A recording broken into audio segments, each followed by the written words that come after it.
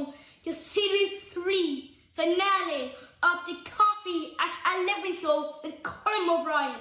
Not only that, but this is the landmark 100th episode.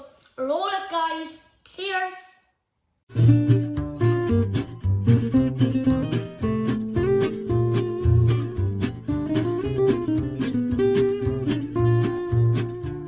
Ladies and gentlemen, you are more than welcome to this, the 100th episode, milestone, the 100th episode of the Coffee at 11 show, brought to you by Wigwam. I'm delighted to be here with you, and thank you for journeying with us so far. 100 episodes in just under a year. Most importantly today, I think we're very delighted to have a very special guest, indeed two special guests. This is guest 100 and 101 here today on the 100th episode. And it's Brian O'Callaghan and his young son, Padraig. Gentlemen, pop in, say hi. Cheers with a coffee mug if you have one. Cheers, guys. Delighted to be here. And a shameless plug, these fantastic cups and bottles are available on our website right now. Go get them. Great to be here. It's wonderful to have you here, and thanks for the shameless plug. That just sets us up beautifully for how the thing is going to go. Padraig, come in and say hello. Show us your bottle. Tell us about it. Well, this is EcoStraw's bottle from Guaranteed Irish, obviously, and I'm moving today as a coffee. Fantastic. And give us your signature cheers. Cheers. That's the way we're going to finish the show today, ladies and gentlemen, with Padraig's cheers. He's going to lead the charge on that. Padraig, young Padraig, you won't have noticed this. I'm going to point it out to you. But do you see the team, that wonderful Coffee at 11 show team? We all chose to wear green today in honour of you visiting here, because we understand that you're a Limerick. There's Jim. We understand that you're a Limerick fan. You're probably an Ireland fan when your mom's not around, and you're a Celtic fan. Is that true? Yeah, that's very true. We decided to wear green in honour of you, and the fact that it's St. Patrick's Day doesn't hurt at all either. Happy days. Lovely to have you all here. Right, let me just get on with the show proper. I'm going to tell you a little bit about this pair, if I may. Fabulous guys that they are. So Brian O'Callaghan and Padraig O'Callaghan, you can decide later which comes first. Right. There's a business name behind it, ecostraws.ie, shamelessly promoted there just a few moments ago. And what does your business do? The guys say, we offer the largest range of both biodegradable and reusable alternatives to single-use plastic straws anywhere in the world. Woo, go you. We also offer a full range of associated eco-friendly products such as water bottles, coffee cups, lunch boxes, etc., and serve the online trade, retail and corporate gift market, both here in Ireland and internationally. Fantastic. Only established since 2018. And how many employees at this point? Says Brian, it's myself, my business partner, Sarah Keys, Padraig, and the dog. Love that. And then he goes on to say, Brian describes his career to date as being highly episodic, there's a word, having held numerous roles in a variety of industries, the most recent as founder of ecostraws.ie, and he's not finished yet, that's for sure. In his spare time, Brian guest lectures and mentors, volunteers with Special Olympics Ireland, studies at Sligo IT, and also has other roles within media and PR. Brian, as if you hadn't enough going on. Now, getting to the meat of the thing. Padraig, Brian's son, started helping with the business last year to keep himself busy, as I said, like father, like son, and has since forged a name in his own right as the host of the Monday Motivation Paudcast, Paudcast. This is a 60-second motivational clip covering a wide range of issues and has literally garnered worldwide attention. And wait to hear this, next month we'll bring his proudest moment to date as a public speaker as he addresses the Special Olympics World Forum, moderated by Tim Shriver, only JFK's nephew. There you go. And then Brian, something nobody knows about Brian, at 43 years old, I've gone back to college and still don't know what I want to be when I grow up. Lovely, lovely, lovely, lovely. First on the bus, ladies and gentlemen. Great to have everybody here. Right, we better start with Brian. Give him a minute because I think I know the direction this is going to go. Brian, introduce us. Bring us back to young Brian, please, if you don't mind, those early years. Young Brian, let me think. I grew up in Adair, Colin. Very, very happy childhood. I know it's an old cliche. Very, very happy childhood. Two very, very hardworking, down-to-earth parents. My dad was a teacher. My mum worked for Woodlands. I know you had Elena Fitzgerald on the show last year, and a fantastic hardworking family they are. So they gave huge employment to the people of Adair. Oldest of four, two brothers and one sister. Went to school in Adair CBS. It's no longer CBS, but it was a CBS at the time. And I suppose going back, I was looking back before this column. I think as a young fella, I was painfully quiet. Now you may not, and Marie alluded to that earlier, you may not believe that, but I was very, very shy, very quiet, very timid, to the point where I remember a school report when I was 6, 7, 8 years old. I remember the teacher writing on the report, try and get him to stand up for himself. And that coming home at the time, I remember thinking, Jesus, that, you know, that was a bit of a kick in the you know where, to be honest with you, you know. So I suppose for the maybe 5, 10 years after that, and I know I'm skipping ahead and I'll come back in a second, but it was always my goal or my intention or my, I suppose my goal to kind of come out of myself or to find myself or to, you know, to portray this person of confidence, which didn't come naturally to me. So going forward, I went to the secondary school in St. Clement's College in Limerick. Fantastic school again.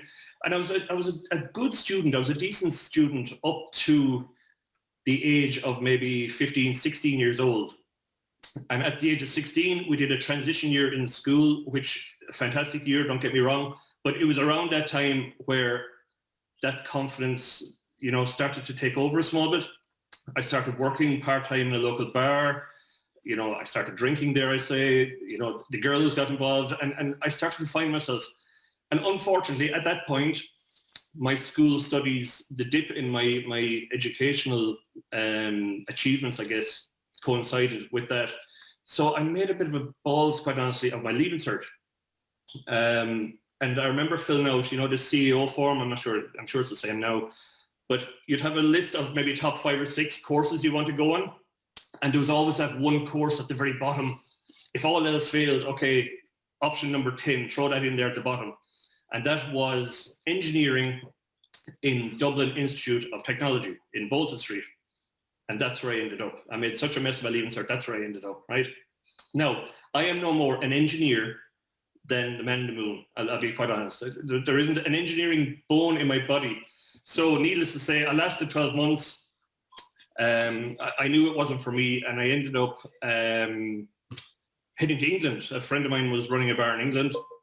As I said, I'd been kind of working in a bar in Adair in Lena's, and I headed off to England for a couple of years and started managing the bar over there.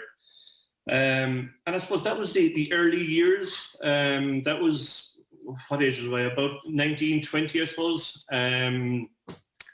Eventually came home in 2000. I'm skipping ahead now, but came home. I think, to go back to my parents being so hardworking, I think, quite honestly, looking back now, they wanted me home. And an opportunity came to buy a bar in Hospital, my hospital in County Limerick. It's the name of a town for those that don't know it. My dad was a teacher in the town. Great name, very, very popular guy. And an opportunity to buy a bar in that town came up. So between myself, my mum and my dad, we bought that bar in 2000. I came home from England. And we bought that and ran it very successfully, thankfully. Wonderful. I'm going to pause you there, if I may, because you've skipped through a whole bucket load of years in record time, and thank you for that. But you've painted a picture, and that's exactly what I wanted to do, if I may. I'm curious about young Padraig, if I may, just for a moment, because I want to draw a parallel here. You were painfully shy, by your own admission, back in those early days, and you were a bit of a swat. What's it like for Padraig? Padraig, what class are you in? I'm in 4th class. 4th class, I love it. And tell us, that makes you what age now? 10 and a half, I think, is it? No, just 10. Just 10. Okay, sorry about that. So you're 4th class. How many in your class, Padraig? Well, there's a lot there, to be honest. I think around 29 maybe. Yeah, it sounds about right. And I believe there's girls there and everything, is there? Yeah, there is. Oh my goodness, right, you want to be careful. Come here. Are you? Your dad says he was a bit of a swat. Are you very studious? Maybe, yeah, maybe. I don't know how, but I am really, yeah. I love it. What's your favourite subject? I like maths and history. Oh, very nice. Very nice. Actually, your podcast last Monday, ladies and gentlemen, you have to start following this guy, right? His podcast last Monday was just ingenious. And you touched on history. You touched on Manana Hearn, and in 1690, the women of Limerick were throwing rocks off King John's castle at the invaders, right? And then 300 years later, Mary Robinson became the first female president of Ireland and coined the phrase Manana Hearn. Is that what you told us, yeah? Yeah. Is that because you love history? Is that where you learned all that stuff? Yeah. I was doing in school yesterday, and I said Mary Robinson was elected. Sorry, did you say you weren't even in school then? Is that what you said? Yeah. That's incredible. Good stuff. Well, come here, you're quite an amazing young man. And how do your friends in class, what do they think of the podcast? They think that they're really good. Some of my friends are saying, keep on going, keep doing the hard work and everything. I said, okay, so I'll keep doing it, and I will never stop doing it. Ooh. Ladies and gentlemen, Bula Bus. Listen, great. Padraig, stay with us for a minute. I'll go back to the dad just for a second, if you don't mind, yeah? Don't mind. All right, we'll let Brian in. Brian, please, back to you. Take us up on the story. We're now in hospital. I'm speaking on behalf of all of us here in the cafe, I'm sure, but will you skip forward to when you met? God, Colin, you're putting me on the spot now. You're not going to start talking dates and stuff for you. I met Marie, I'd say 2002, 3 maybe.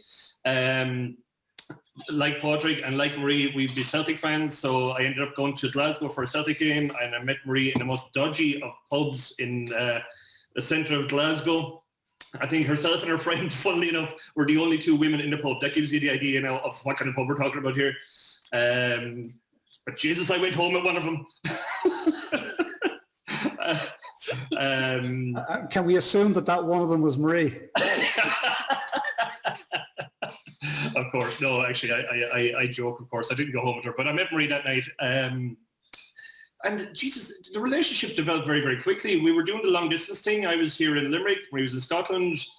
On the phone, there's no such thing as Zoom or Skype at the time. We're only talking, 20 years ago. But Marie moved over to Ireland in very, very quickly. I'd say within 6 months, Marie was in her 6 to 8 months maybe.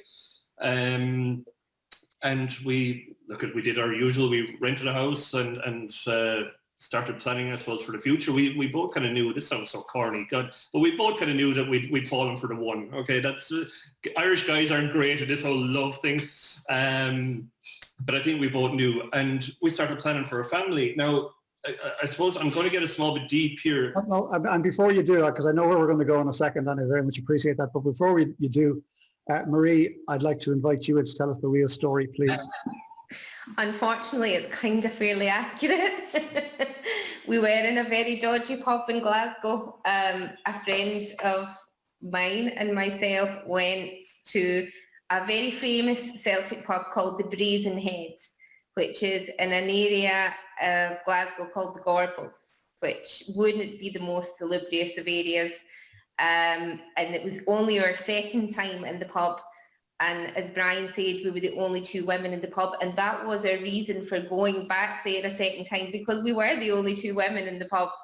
But I think at the time I told my mum I met him somewhere much nicer than the Brazen Head, but I'm sure she knows now 20 years down the line it's probably a bit irrelevant, but yeah, it's fairly accurate story. That's fantastic, because we have had another couple on the show at one point, and we ended up having this de facto court case. He said, she said, and we had to adjudicate on the result. So that's great. That's great news. Now, so far the stories line up. This is good. And then did you really follow him back to hospital? Did you really? I did. Yeah, I really did. If I had known then what I know now. Yeah, and it was a kind of a fairly speedy move to Ireland. So I think we met, I'll help him out on the date. So I think we met in April 2002, and I relocated to Ireland, Hospital Island, in January 2003. And have been here ever since. Yeah. Wow. Brian Speedy O'Callaghan. Exactly. Speedy Gonzalez O'Callaghan. Great stuff. Come here, Marie. Lovely to have you here. We'll let you sip your coffee there for a moment. We'll go back to we'll bring young Padraig in just for another quick moment, if that's okay. Padraig, tell us about Celtic. Why are you a Celtic fan? Well, because I like them, but they're not doing really good this season. I think it was the Rangers who won a title, but we were fairly poor, so we got back in the act again. We have hope next season. I hope so. And you go there with your granddad, isn't that right? Yeah, yeah. What do you call him? I know you don't call him granddad. What do you call him? I call him Granda. Papa. Yeah, Yeah, I thought it was Pops or something like that. sometimes Paps, yeah. But I better call him Papa. I love it. That's just gorgeous. And he'll be listening to this very proudly, I'm sure. And in case you missed the early part of it, we all wore green in honour of Padraig's visit here, and just to boost on Celtic, because I think you put in one of your podcasts recently that they were having a bit of a tough time. Is that right? Yeah, yeah. Like people are stuck in isolation. Like they can't do anything. What can you do except going out, going for a walk or something? It's like, what can we do? What can we do, ladies and gentlemen? What can we do? I Say think- it loud. Yeah. I say just stay at home. Just maybe do the dishes, go for a walk, on the grass, do anything. One of my favourite podcasts so far, and Eamon, if you would oblige and put Brian's LinkedIn profile in there, you can check all the podcasts out there. Unless, Brian, there's actually is there a YouTube channel? There is, do you know what, the best way actually, and I'm not trying to drive people to their website, but if you log on to ecostraws.ie, there's actually a big link on the homepage, and you can see them all there. But that's, I love the that's the last the shamelessness of it. It's just ingenious. No, it's great. No, I get it. I jest, obviously, but we're amongst friends here. But folks, you have to check out this young man's work. It's just amazing. Padraig, I'm going to go back to your dad in just a second, but you did a wonderful podcast recently, and it was you putting blocks or something, or Yeah. because you were sort of saying, get out and do something. Yeah, yeah. Tell us a bit more about that one. Well, I think what I was doing is I was in a garage. I was getting a box and the rebar or whatever I was doing. But as the message was, they never say push up till tomorrow. So That's what you do today. yeah, what can I do today? Like. It's the truth. It's the truth. And in fairness, you were very honest, because you said sometimes you mightn't even feel like doing it, but do it anyway. Yeah. Yeah, it was your way of beating the COVID blues. Yeah. It's actually to keep people entertained, to be honest. Say that one more time. It's actually to keep people entertainment. Fantastic. Fantastic. Entertained. Lovely stuff. Lovely stuff. Thank you. Brian, back to you if that's okay. Padraig, take another sip there for a second. We go back to Dad. Yeah.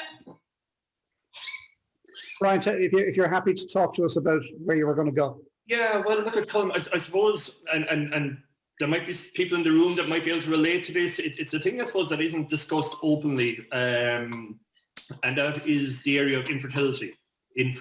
Sorry, I can't even pronounce the word. So myself and Marie had problems conceiving way back, and I say that the first thing I would say is we had problems as a couple.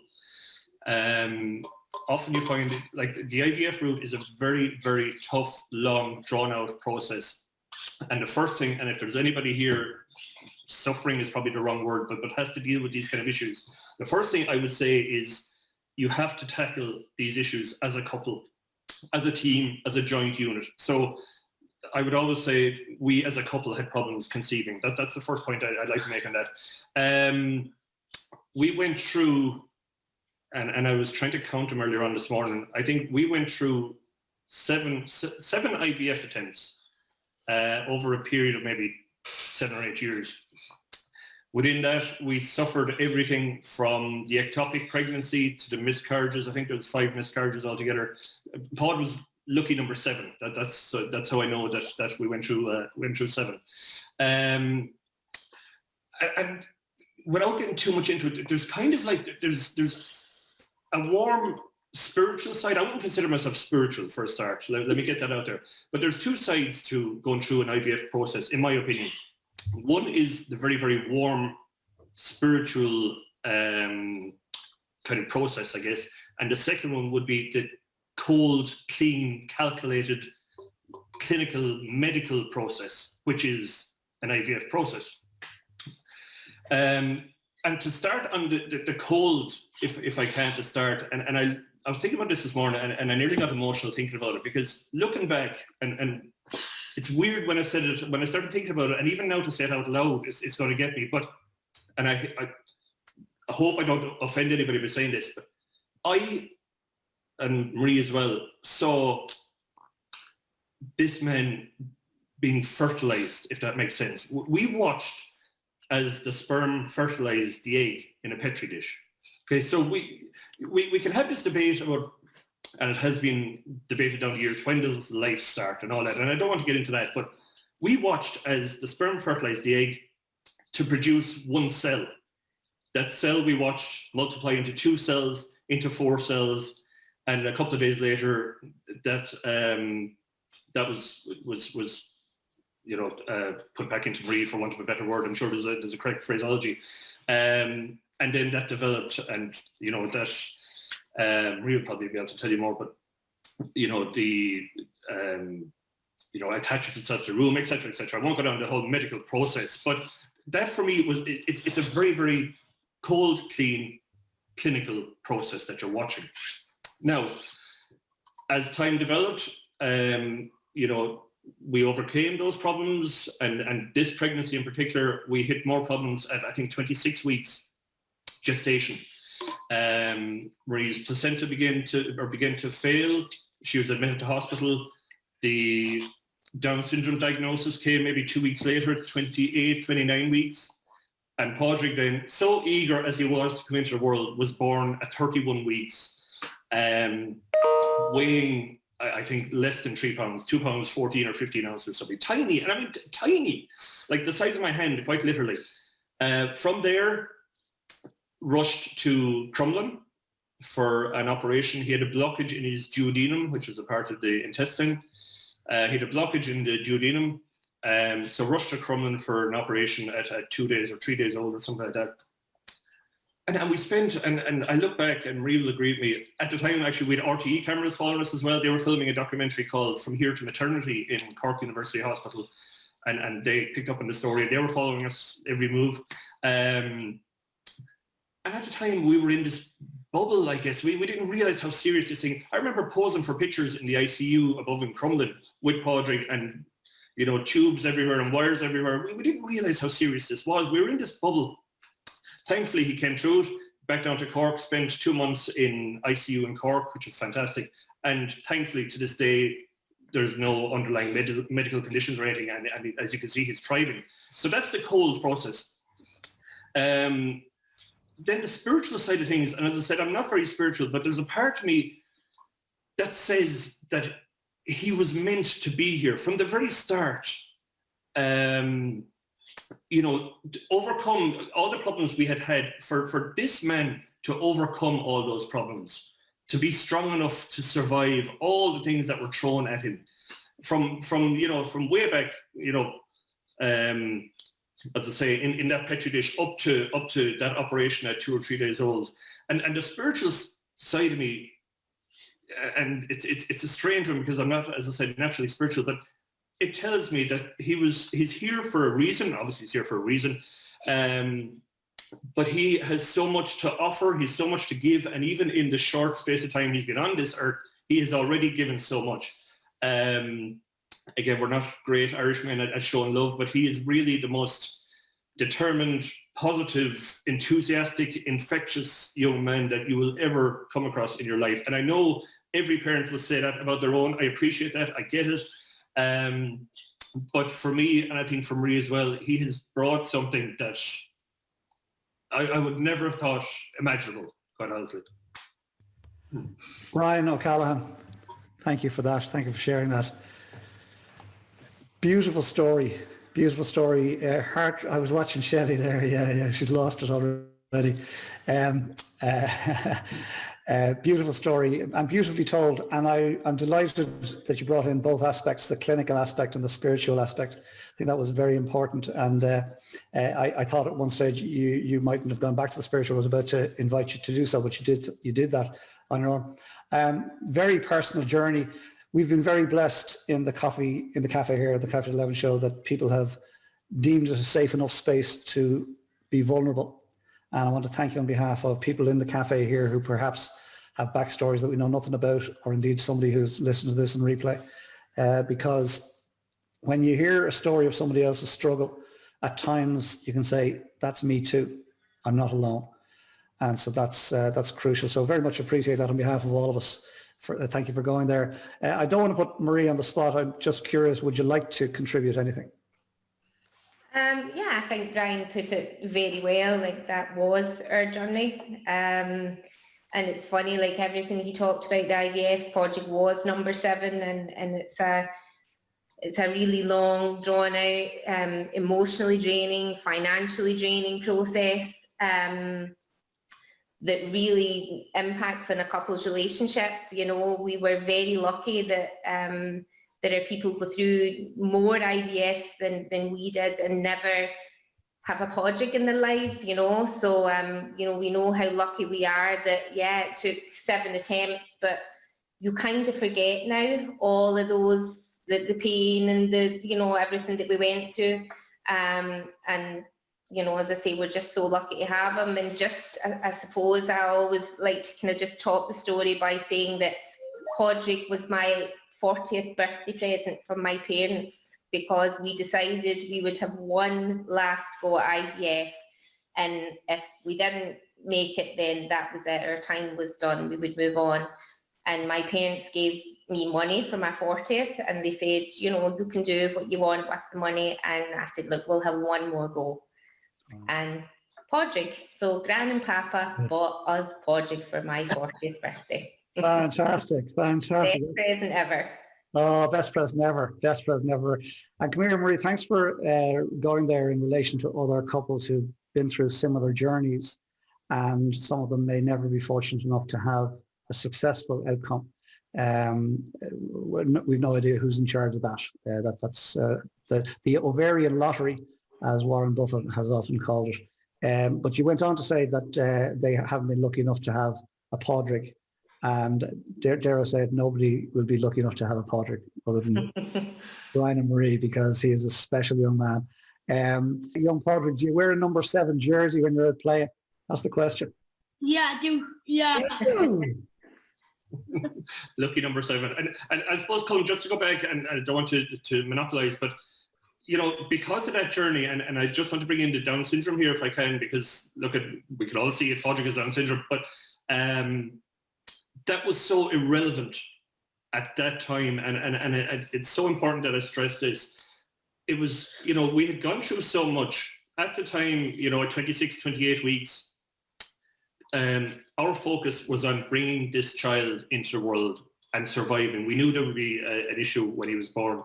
So really, the Down syndrome had zero impact on our, I suppose, our opinion or our thoughts. It was so far in the back of our mind that it was you know, we didn't even consider it, and we haven't to this day. Quite honestly, you know, it's something that we have embraced, I guess. It was a bit of a shock, don't get me wrong. It was obviously a shock when we got the news, but it was something we have embraced. And we said even at the time that, you know, and like every parent will for his or her child, give him the best opportunity to be the best he can be, basically. And that's what we're trying to do. And I suppose it's a tenuous link, but I suppose, you know, just to mention the podcast around that was part of the reason why we started that podcast.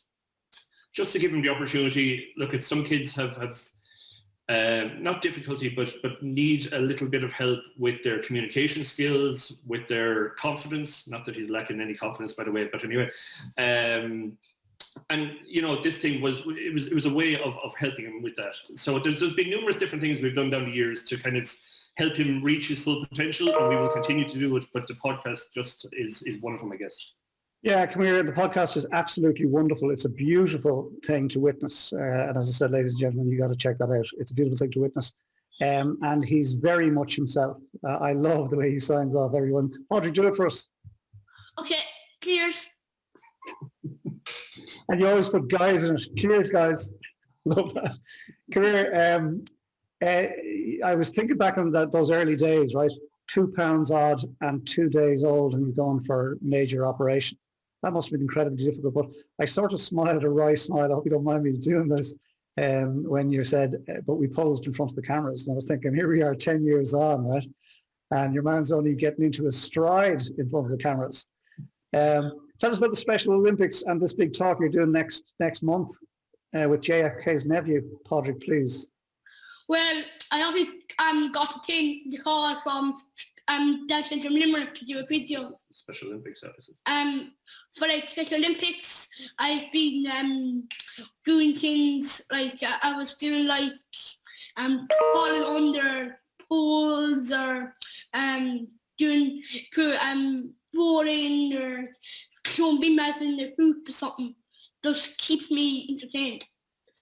Fantastic, but they've asked you to do a talk for them, have they, next month? Yeah. Well, I didn't know that to be honest, but I knew that Dad told me that, so I know now.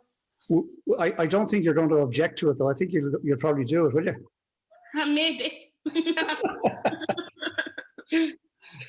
And come here, have you a favourite sport? There's a question, or is that a silly question given that it's you're a Celtic fan? No, it's not a bit silly to be honest. No, I like soccer better than hurling because hurling can be a rough kind of sport because we got to go in and tackle and get a ball of each other. We'd be quite hard to make it hit with a hurling. So I stick with soccer instead because hurling is a bit rough sport. I love your awareness. It's just fantastic. It's just doty. This is fun. All right, I was the same at 10 years old, remember? I was a sports agnostic, I think. I still am to this day. Thus my Peter Stringer thing. I love Peter Stringer, and I've said it in loads of times. And the reason I love Peter Stringer, Padraig, do you know who Peter Stringer is, Padraig? No. All right, get your dad to fill you in on Peter Stringer soon, right? Peter Stringer was apparently the number 9 for Munster and Ireland.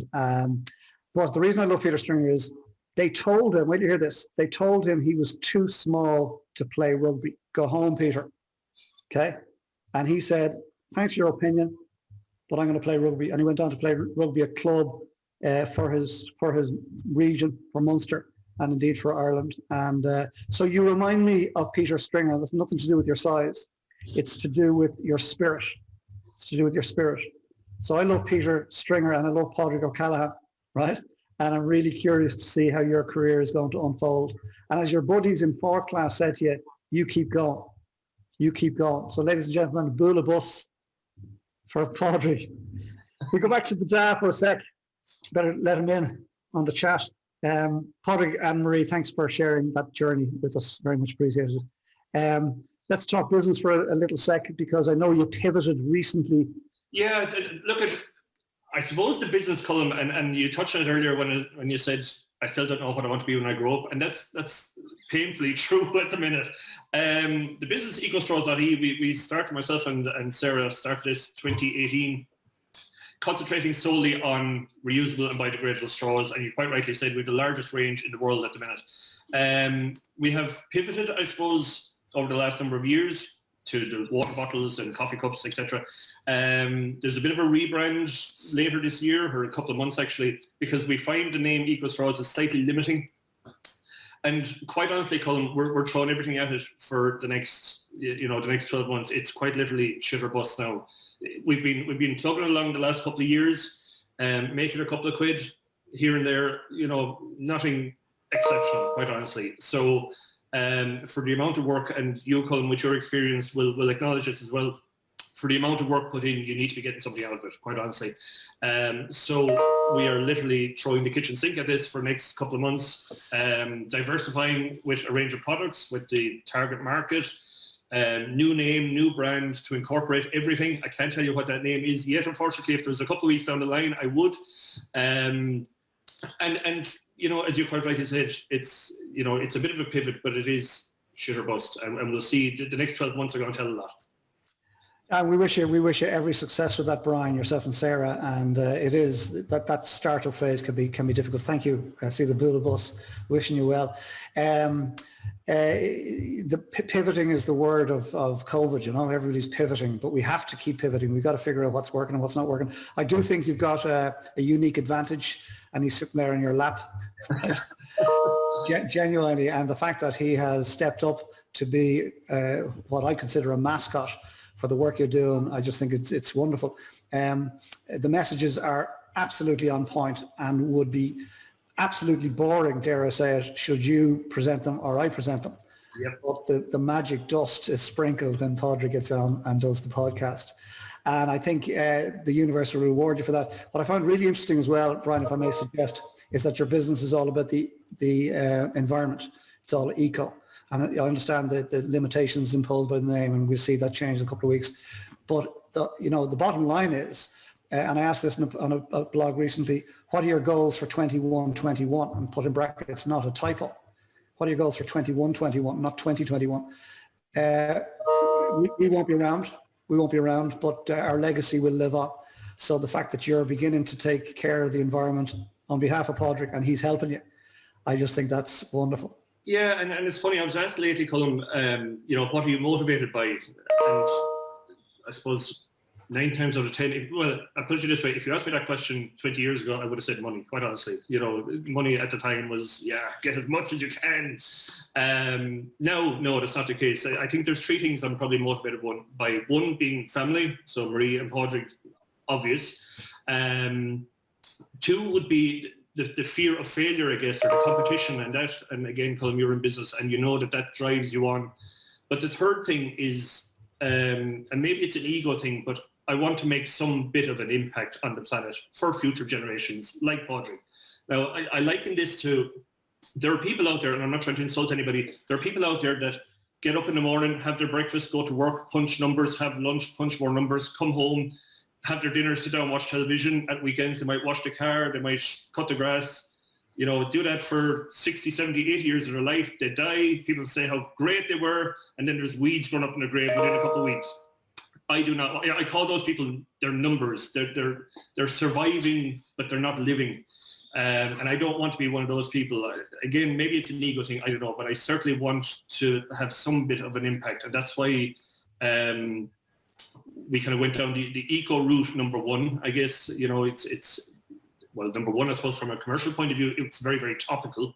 But certainly, if you can do something good or save some bit of the planet or the environment or help the environment, then it can only be a good thing. So that's well said, Brian. Again, thanks for sharing. And I wouldn't call it ego more than legacy. I mean, it will be nice at some point for somebody to point back and said, Brian was here and he made a difference, right? We speak about this a lot, Shelley and I and others in Wigwam. We speak about, you talk to somebody and they ask how many years experience do you have? Oh, I have 25 years experience doing what I'm doing, right? But in reality, if you dig a little deeper, they've got 1 year's experience that they repeated 25 times, right? And there's 27-year-olds out there who are dead already, regrettably, and but they'll survive for another 50 or 60 years. Okay, so in our world, and indeed Coffee at 11 show, dare I say it, is case in point. It's about being open to opportunities and just going with the flow, because it would appear that the universe needs the Coffee at 11 show. We didn't know that on the 18th of March last year, right? It was just an idea. It wasn't even an idea for this. It was just me getting myself out of a hole, to be honest, right? But you've started something that's worthy. You got to make a living anyway. You got to make a crust anyway, right? So why not make a crust in some area that's going to make a difference, and we'll leave a better legacy for young Padraig. Yeah, that's important. And again, look, at every parent is the same. I would hope, or I would imagine, Colm. It's all about the next generation, quite honestly. Yep, we're not going to be around. 21, 100-year work, ladies and gentlemen. Ask yourself, what are you doing today? Because whatever you're doing today is going to have an impact, for better or for worse, 100 years from now. And I'd encourage everybody just to tweak if necessary and start doing work that lasts. Educators do 100-year work, as I said, for better or for worse, every day the year. Young Padraig is an educator. back to you, young Padraig. Before we go to Princess Shelley, she's dying to get in on the act here. So before we go to Princess Shelley, I'm going to ask you a real quick question, if you don't mind. And it might be too early to ask you this, but I'll ask you it anyway. What would you like to be when you grow up? Well, there are two things that I will grow up. Maybe a football player. I guess might be a hurler. I don't know yet, but maybe a soccer player. Do you know what? We'll go with that. You also said in one of your podcasts recently that you were talking about putting on the Irish jersey. And I remember you saying something like you wouldn't mind playing or competing for Ireland at one stage. I reckon that's going to happen. Yeah. My granddad was actually running for Ireland. Well, I think it was 1970, but I don't remember the year. But all I know that he ran for Ireland. Happy days. Scotland, Pod. Well, man. You can run for Scotland. Well, indeed. There we go. And so it begins, and so it begins. And what's very interesting, just as that comment came in, is Marie and Brian, their screens went to opposite sides of my screen. All right, lovely stuff. Well, Colm, if I can at all, and you mentioned sport and stuff there, and it's something that I would love to mention is Special Olympics Ireland. I know you touched on it a second ago. There are numerous amazing charities out there. Two in particular that we are involved with, one being Down Syndrome Ireland and Down Syndrome Limerick, and Special Olympics Ireland, and both of them deserve an amazing shout out for a shout out for the amazing work they do. For example, Special Olympics Ireland, yes, it's a sporting organisation. Yes, the athletes compete, and you know, you try and tell any of those athletes that it's the taking part that counts, and they will have your head. It's very, very competitive. But what it also allows, it allows kids and adults to train, to socialise, to compete, to integrate into society, I guess, without fear or prejudice. And the work they do is incredible. I know that the charity sector is under severe pressure just now. I wouldn't support them if I didn't know where the money goes, number one, and the amazing work they do. So I should give them a shout out. Yeah, well, thank you for that. Thank you for that. And I'm curious, perhaps Brian or Marie, you know of a link where if somebody was moved to send a few bob the way of those organizations, are there links there that we could? I do. I need to double check, Colma, and I'll check before we're out. I think it's text athlete to 50300 for a €4 donation. But I'll double check that. Just give me a couple of seconds. Yeah, if you go off and check that, and let me have a quick chat with Padraig. Padraig, one last thing, and then we're going to go to Princess Shelley. COVID has been a strange time. Yeah. Is there anything that you found during COVID, young Padraig, that you're going to take with you, that you're not letting go of? Maybe it's... I don't know. I say just there's nothing really I want to do. But I just sit down, I play my Xbox or play my tablet, or maybe go for a walk in the evenings with my mum. And sometimes if it's not as rain, yeah. Did you miss your schoolmates not having? Yeah. Like it's been really hard. Like I want to see them soon. Like. And when are you getting to see them? Monday, not this evening, but on Monday. Isn't that wonderful? Wonderful. So this is your last day off then, is it? Yeah. We're delighted that you took your last day off to come into the cafe and talk to us here. I tell you, Colin, he's not off today. There's work to be done today. Come here. Padraig, we must educate you now on proper rates of pay and conditions and all the rest of it, right? And royalties and the whole lot. Right, Brian, we go to Shelley in just 2 seconds, but Brian, 2 quick questions for you, if you don't mind. What are you taking with you from COVID? Do you know something, Colin? I think it's, and again, apologies if it sounds like an old cliche, but the fact that I got to spend so much time, both with Marie working from home and Padraig homeschooling, as well as the videos or whatever else, it's just, it has, I guess, refocused and reprioritized my priorities, if that makes sense. You know, it's yes, the work is important and all this networking and all the business out there, which we now discover can all be done by Zoom anyway. So things that we thought were important, or we had to be here, we have to be there, we now realize we don't. But this whole working from home is here to stay. In whatever guise, you know, whether it's 1, 2, 3, 4 days a week, we don't know that yet. But certainly for me, it has helped me refocus on what's important in life. Good. And that is this man and that lady there beside me on the screen. Corny, isn't it? Sorry. John, it's beautifully corny. It's beautifully corny. This is great.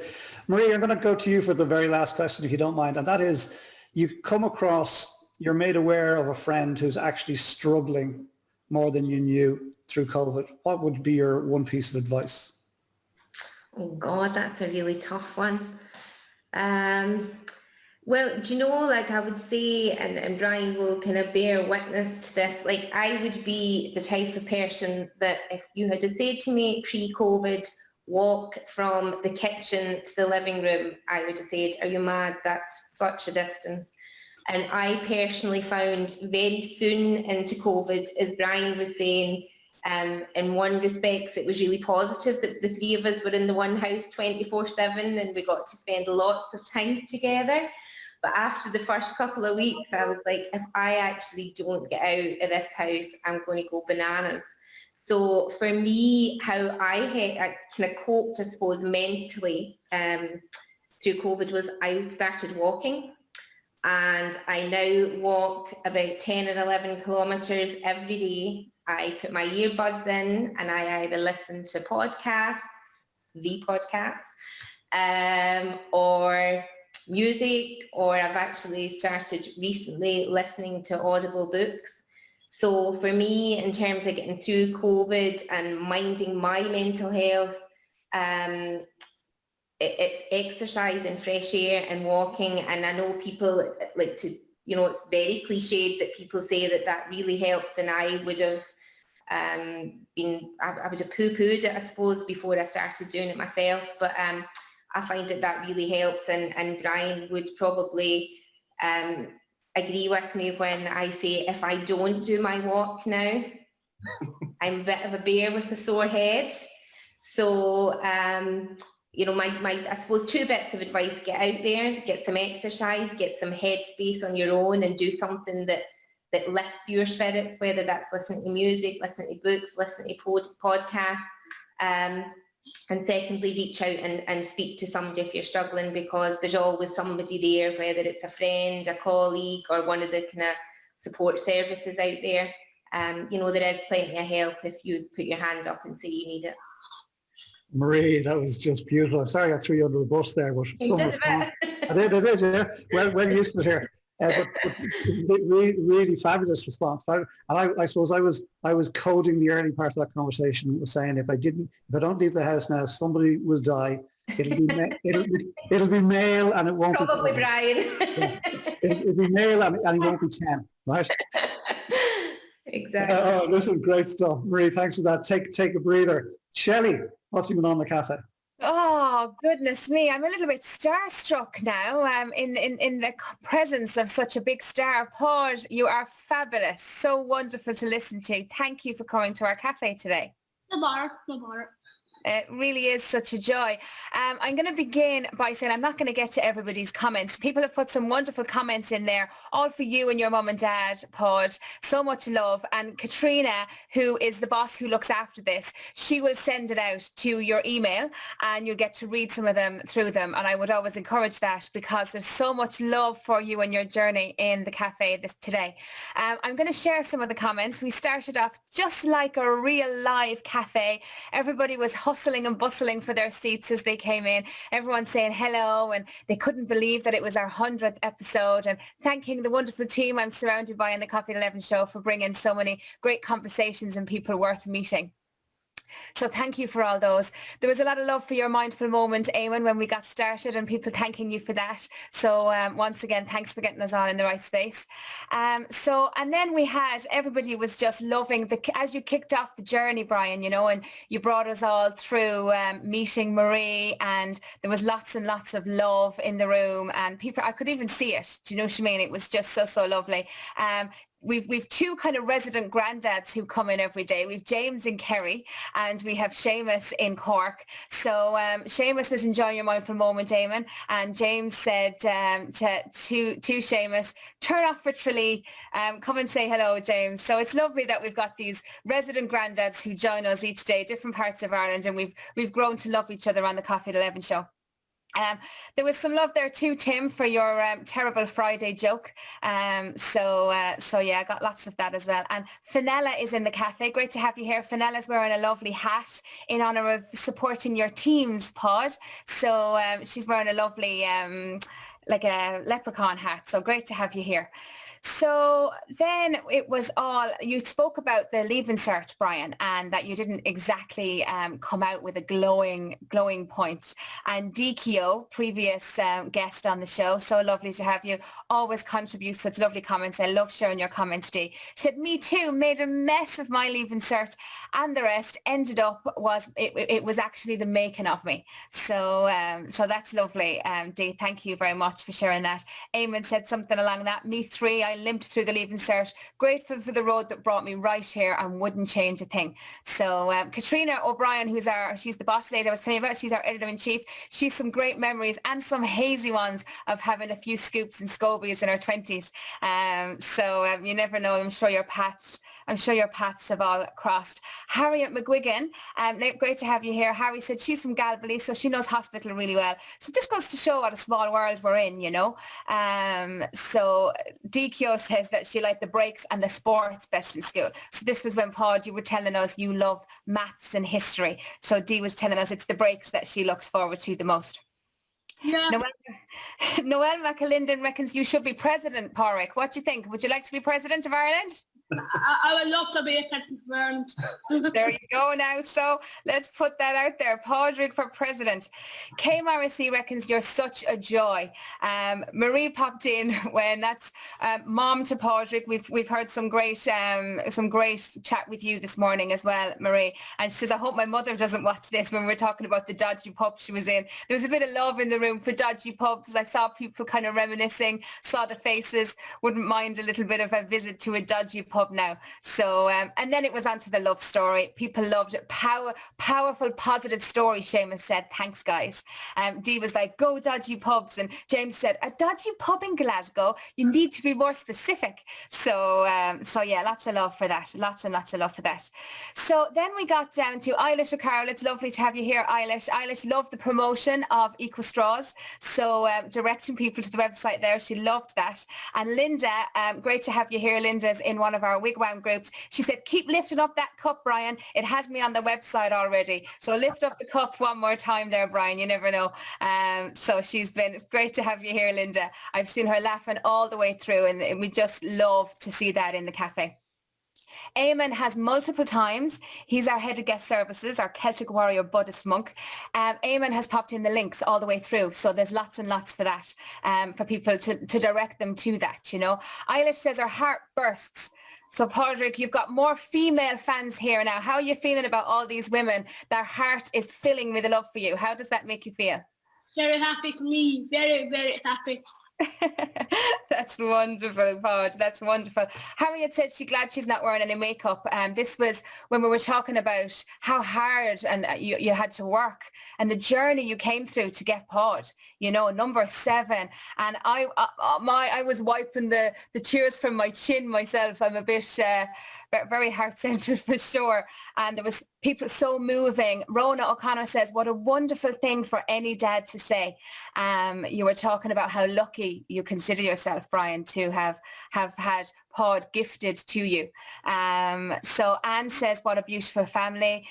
Dee says, thanks for sharing. It was meant to be a blessed birthright. When you said that Padraig was meant to be here and he was meant to be ours, Dee says, what a blessed birthright, and that's for sure.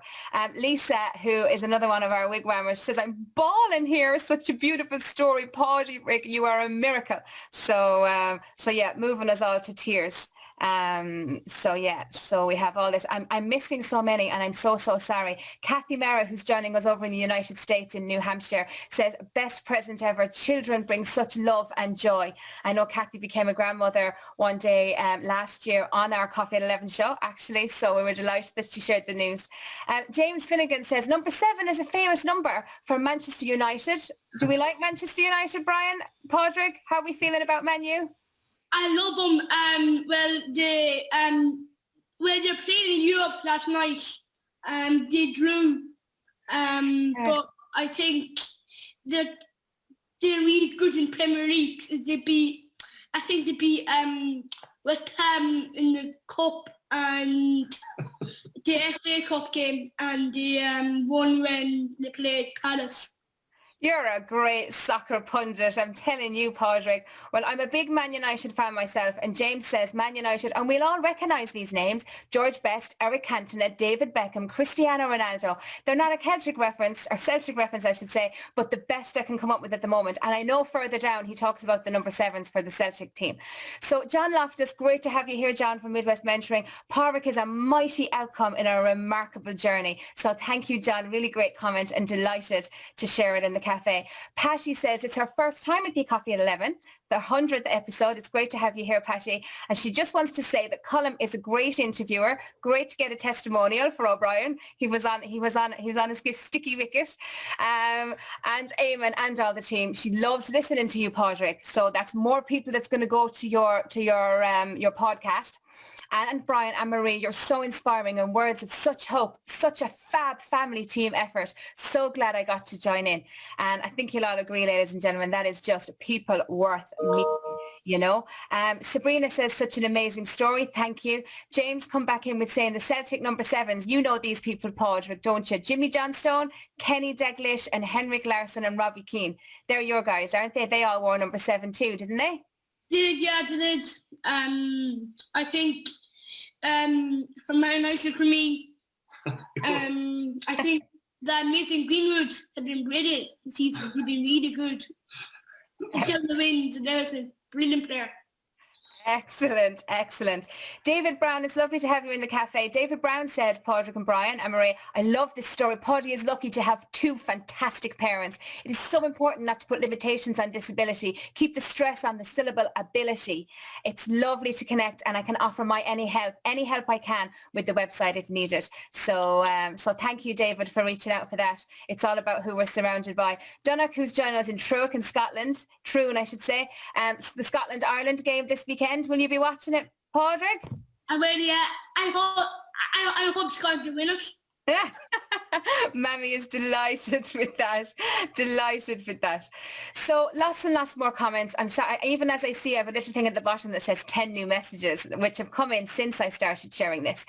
Donald O'Leary says, inspiring story of resilience, emotional honesty, telling it as it is and staying the course. So really, really great. Noreen Fury, it's her first time live at the Coffee at 11 show. Congratulations, wonderful platform. So season 4 will be coming. And she says, massive respect or an inspiration to the O'Callaghan's for sharing your story. Mary Shields knows the O'Callaghan's through the Special Olympics and reckons you're an amazing family. So isn't that lovely? Isn't that lovely to hear, Brian? Great. Mary is a stalwart herself. She's very shy now, but she's a stalwart, has been a volunteer for more years than I think you care to remember, Mary, and a very huge supporter of the organisation and all of us, actually. So thanks, Mary. Oh, great to share her comment. So much. David McCauley says, thank you, Marie Pawdy, for an open and honest interview. My sister-in-law is from Paisley. Congratulations, Colm and the team on another milestone. So then you were telling us, Brian, about wanting to make a difference and why you were so wedded to the eco-friendly products that you're offering on Eco Straws. So a lot of people love that. Eamon says, we have the planet on loan from our children, which is a lovely sentiment. Des said, so glad on so many levels to have tuned in today. And Eilish says, you're already doing such a wonderful job. You're impacting people's lives in a positive way. Just continue doing what you're doing. So thank you for that, Eilish O'Carroll. Lovely to have you here. So yeah, I'm jump in a second, Shelley. Sorry, Eilish, are you the real Eilish O'Carroll? She is indeed. You can unmute there for a second, Eilish, if you like. Winnie. Yeah, I just check. Okay, Brian, I'm not absolutely certain. Yeah, I'm the real Eilish O'Carroll. Just very quickly, I did visit hospital. I did my one-woman show in hospital about 4 years ago, and I actually thought it was going to be in a hospital, right? And I actually thought it was a charity event, and I said, yes, I'll do that. So of course, when it came nearer to the date, and I rang them, and they said, no, hospital is a place. Yeah. In Limerick. I said, anyway. Oh, Eilish, we're so delighted to have you here in the cafe. Eilish came in, and this happens so often, on the Coffee at 11 show. They come in as friends of guests that have, and then they don't leave. So Kathy Mera comes in at just before 6 a.m. and she came in few seasons ago, and James was the same, and now Eilish came in a number of episodes ago. I think it's 4 or 5 weeks ago now, and she's popped in every week, and we just love to see that. And that just goes to show people worth meeting. Paudie and Brian and Marie, it's lovely to have you here. And Eilish, we're delighted to see you keep popping in. So I've passed lots and lots of really comments that I would only love to share. So everybody is just popping in. Dave Sheehan, it's lovely to have you here. He reckons, Padraig, you're a gift to the world. Now, I think everyone could agree with that. You certainly are. You're certainly a gift to the Coffee at 11 show today. So lots and lots of other comments. I'm sorry that I'm missing them, but you will get sent them. And everyone's saying they really enjoyed the show. So before I hand back over to Colm this afternoon, would anybody like to ask a question to Brian, Paudie, or indeed Marie? Then I can take one question. And it's lovely to have Helen, who was last week's guest. Her replay goes out this week on YouTube. Last week was 6.1 million. So Helen, you've unmuted and everything, which is wonderful. Looking forward to your show going out this Sunday. What would you like to ask our guests this morning, Helen? I feel a bit like a professional knowing how to unmute. Now, I'm on a tablet, so I don't know how to put a comment up, during the comment things. Okay. And my question is not really a question, it's a comment. I'm so impressed and so delighted for you both. As a couple, we've gone through fertility treatments that ended up with nothing, and we understand the emotional journey. And what an amazing outcome. What an amazing family group. Delighted to be here. So impressed. Best wishes with your rebranding. And congratulations. No question. Sorry about that. Just no. Look at all the hearts popping up on the screens. Helen, that's even better than a question. We love to get comments like that. And especially when your technical device wouldn't allow you to leave the comment. I'm really glad you raised your hand, and I can see the flurry of hearts going through. Michelle, you mentioned the support network. Marie asked Marie to share a story with you when Padraig was born with your friend, Sharon. Oh, yeah. So as Brian said, we found out about 2 weeks before Padraig was born, maybe a bit more, 3 weeks before Padraig was born, that he was going to have Down syndrome. So we decided that, and we were shocked and we were upset and whatever, but we knew he was going to be so ill that it did become kind of irrelevant very quickly. But we had decided when we had kind of found out that even though I was in hospital until he was born, that we would kind of make it known quite publicly that, Padraig was going to have Down syndrome, and, amongst our kind of family and friends and even the extended community to kind of almost avoid the shock or whatever when he did arrive. So I had kind of reached out to friends and whatever to say, look, just to let you know that Padraig, or we didn't know what we were going to call him, I don't think, but that our baby was going to be born with Down syndrome. And most people, I have to say, came back and said what you would expect them to say. I'm sorry to hear that, and I hope everything goes okay, and if there's anything you can anything we can do, and that was all very much appreciated. But I have one friend, and Katrina knows her really well, Sharon Hayes, Sharon Burke, and we've been friends ever since I came to Ireland, and I'll never forget it because she came back to me and she said, I'm not going to say that I'm sorry. You know, she said, you've tried so hard for this baby. He's going to be so loved, and you know, so I'm not going to say I'm sorry. It'll be perfect, and he'll be perfect, and you know, you'll be great parents. And it always really kind of to this day kind of stuck with me that she was the only person actually who didn't say she was sorry, because I think that is quite a natural response for, you know, for people, and I think that's something that's kind of stuck with me. And you know, whenever, because we have been kind of quite open about our journey in different forums over the years, and that would be always my kind of one message to people, and you know, who either know somebody who has a baby or is going to have a baby with Downs or themselves. You know, it's don't look in the negative. It's a really positive thing, and you know, embrace it, and they won't leave you down, because he hasn't left us down for a second, you know. So lots of love for you, Paud and Brian and Marie. From Princess Shelley, I am so delighted to have had the honour to moderate the comments, the vibe in the cafe. You've created a lovely atmosphere. And I'm going to hand you back now over to our host, Colm O'Brien. Over to you. Thank you, Colm. Shelley, big love. I mean, this became very apparent early on in season 1 that the Princess Shelley part was everybody's favourite part of the show, right? And begrudgingly, I eventually joined if you can't beat them, join them. But no, because I get to sit back and actually hear the beauty that's been going on in the cafe. And Shelley always says it's a bit like a real cafe with people there whispering to each other, did you hear that? You know, all this type of stuff, and building comment upon comment. Helen, thanks for coming in with that lovely intervention there at the very end. Again, very honest. Helen has been a recent guest, as you just heard. And, you know, it speaks to what I said earlier when Brian and Marie were sharing their very vulnerable story. Thank you both. That it has an impact on others. It's heard by other people, and it can feed into their feelings of not being alone. So thank you all for that. Yeah. Look, another joyous Coffee 11 show, the 100th episode. How did that happen? Like, that's ridiculous.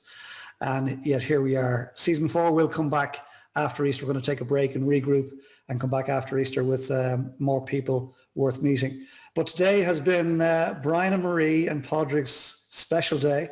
It's been wonderful to have you here. Before I say my final thanks to you all, let me just thank the wonderful team that has collected around the Coffee at 11 show. They all came in at various stages in season 1 and said, oh, Brian, you need help.